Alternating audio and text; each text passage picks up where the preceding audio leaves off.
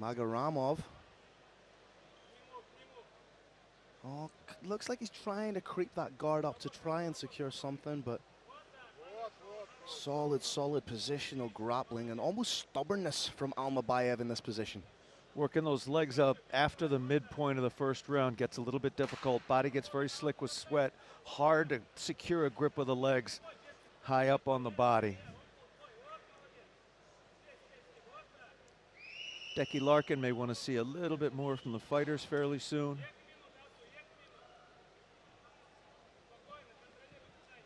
Almabayev doing a good job of just completely stalling and halting any kind of progressive offense. There it was. Decky wants to see action. If he doesn't see it in fairly short order, something around 10 more seconds or so, he will stand him up, and we got a little bit of action. Legs were moving up. Decky Larkin trying to give the fighters every opportunity to get their work done. 90 seconds to go in the first round here.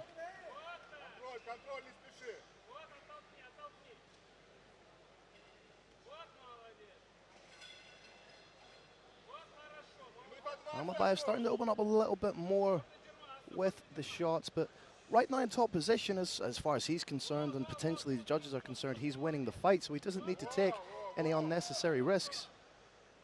Magaramov throwing those heel kicks from bottom that were prohibited under the unified rules of mixed martial arts for many, many years, now have been brought back. They were first brought to attention by none other than Royce Gracie in UFC 1. Clumping down on the head was Magaramov. A little bit of a frustrating round from Magaramov on the bottom. Hasn't really been able to get any of his offense working just yet. Definitely increase in the power coming from top and bottom. And perhaps, as I said during the walkout, Magaramov known for his expressive, dynamic style of striking. Maybe Asu Almabayev has seen that, or his coaches have seen that and thought, well, let's take away his biggest weapon, which is his flashy kicks and his spinning attacks. Further, staying on your back and getting slowly hit over and over and over again. Much easier to do from top than on bottom. Clearly is going to debilitate the top fighter more.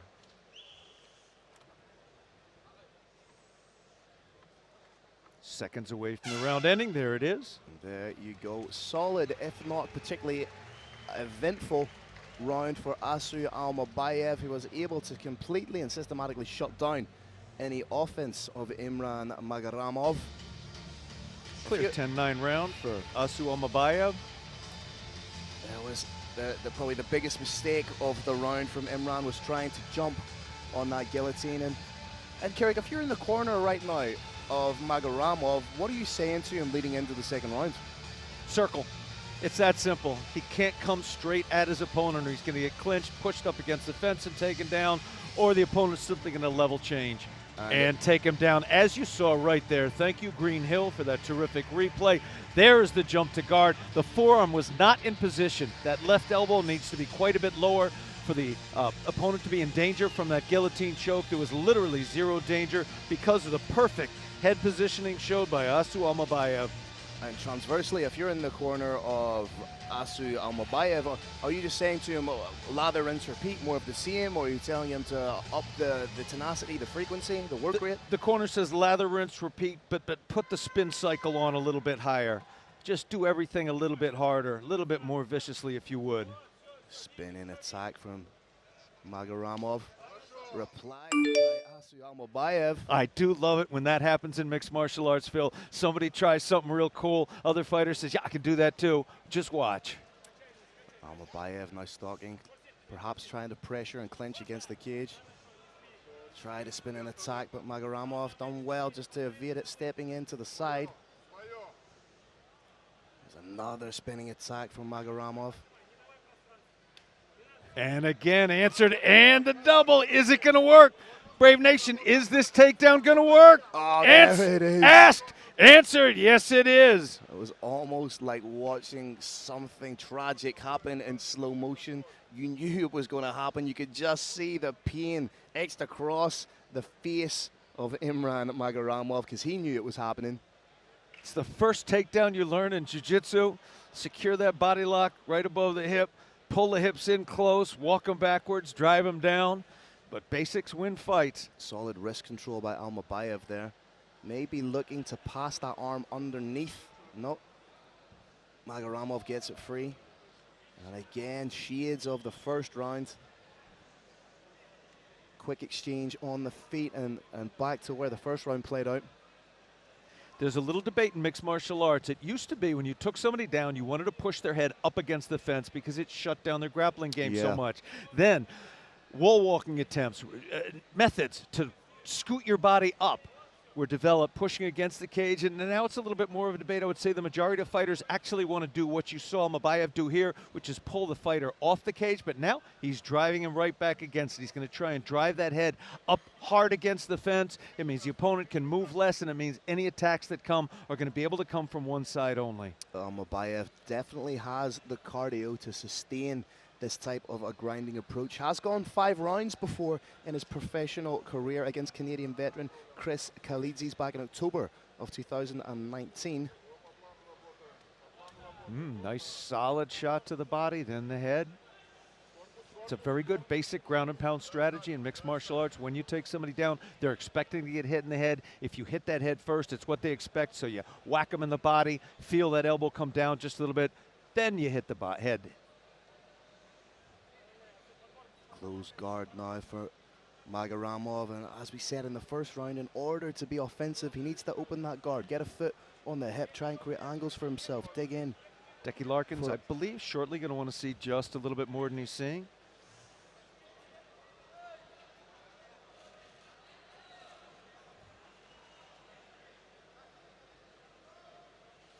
Needs to square the hips a little bit more as Almabayev does so, just incrementally keeping himself safe. Nice, nasty little elbows from bottom by Magaramov. Pushing off against the cage, trying to bring Almabayev into the more open forum of the mat.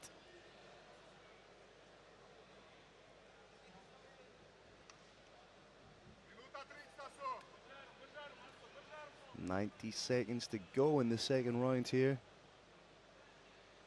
It often looks on television like these shots are all pity pats, but I promise you some of these are very painful, particularly the elbows that we've seen, particularly from bottom. There's a couple of nasty little elbows coming both directions. It doesn't have the same visual excitement of a spinning back fist, but it hurts. This time, Almabayev trying to dig that arm. He did. He got that underneath the back, and he's controlling it, exposing the head of Magaramov. Just has that arm pinned under his back. Magaramov, even with one arm, is doing an excellent job of defense. Very, very impressive jiu-jitsu here. Oh, eats a big shot for his trouble there.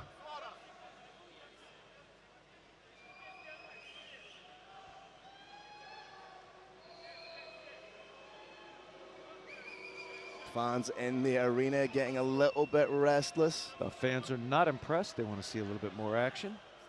But like I say, Almabayev's winning this fight. He's doing just enough to keep himself in this position to prevent referee Decky Larkin from standing them up. And the impetus now really lies with Magaramov to do something to change the position.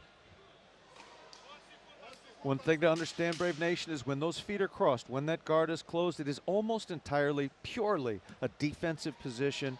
In mixed martial arts, it scores nothing. You want to see the fighter open those feet, put a foot in the hips, create some distance, stand up, try a sweep, try a back take, try a submission, throw some strikes.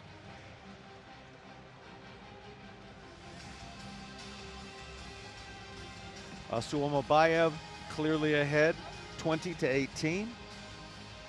Both fighters exchanging spinning attacks early. Again, leading into that slow, almost slow motion takedown from Asu Алмабаев. My only regret in this fight so far, Phil, is that I know the extent, the depth, the beauty of Asu Almabayev's entire skill set. I would love for Brave Combat Federation fans, for Brave Nation to get to experience it right now. They have seen far from all that he's got.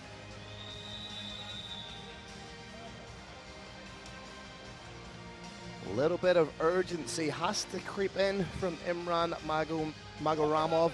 As you say, Keurig, he needs to maintain as much distance as he can. Stay on his bike, circle, circle, circle. Cannot let Asu Алмабаев get close distance clinch and takedown. He hasn't shown any ability to even come close to standing once he's been taken down. That's happened for 2 rounds. I have every reason to believe it would happen in the 3rd round. Double spinning back kick, but again, results in the mistake by Magaramov. This is mixed martial arts. You do not want to play to your other opponent's strength. You do not want to play a grappling game if that's not your game. Yeah, it's very intelligent game planning. It may not necessarily be that exciting to the uninitiated, to people who are more interested in seeing a stand-up back and forth, but you have to appreciate the MMA intellect, the IQ of the game plan of Asu Алмабаев. Absolutely. If I had to sum this game up in a single word, it would be this one: winning. What you're seeing here is a fighter winning very, very handily. And the history books will never say beside the W if it was a pretty win or an ugly win. All they will say is it's a W. And we are definitely seeing a W here literally every minute of every round thus far. And what more can Magaramov do in this position to get himself some kind of offense, to get himself back into the fight? Because we know he needs to finish to get a win. The very simplest thing you can do, Phil, is first open those feet. With the feet closed, there's very, very, very little that you can do from bottom. Once those feet are open, slide the heel in tight on the hip, pull the opponent in, and when you feel a little bit backward movement, explode away, kick away, pop up to standing, back to where you want to be. Yeah, I don't think we've seen the feet on the hips of Алмабаев yet from Magaramov.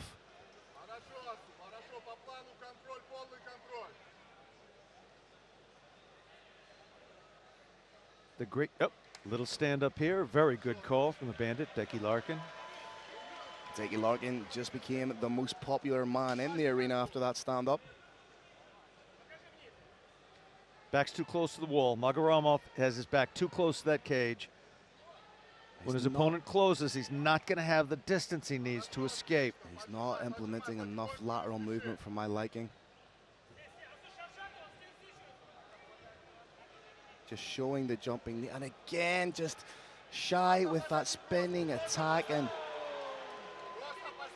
it's the definition of insanity, Keurig. Doing the same thing repeatedly and expecting a different outcome. So to keep throwing that spinning back kick when you know that Алмабаев is just going to step to the side, step in, clinch, and take down, is it perhaps a bit of naivety on the part of a fighter who's only had 4 fights, as opposed to the guy he's facing who has 16 professional bouts? I think it is a bit. If you commit everything you've got to, say, a straight right hand, probably the single highest way to win a bout, most common way to win a bout in this sport, it might make some sense. But something like a spinning kick to the body that has won fights in just a handful of time in the last 10 years or so, it's not the best advised choice. And now we're seeing an advancement from inside guard to top mount. This is classically the most devastating position in mixed martial arts. Of course, gets even worse if you can force the opponent to turn over. Jump back to side control now, trying to trap an arm, maybe looking for a choke. Arm isolation could also lead to a submission on the shoulder. Алмабаев really starting to up the output now in the half guard position, flattening out the back of Imran.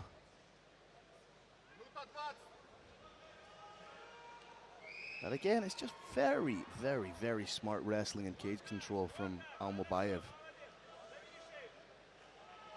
Алмабаев very briefly trapped, and he's trying it again. He's trying to control that arm of Magaramov. And it may not necessarily be an exciting performance, but Almabaev's under no obligation to make it an exciting fight. His duty and his main purpose is to get in there and get the win, and that's exactly what he's doing. He is absolutely giving the fans a dominant performance here.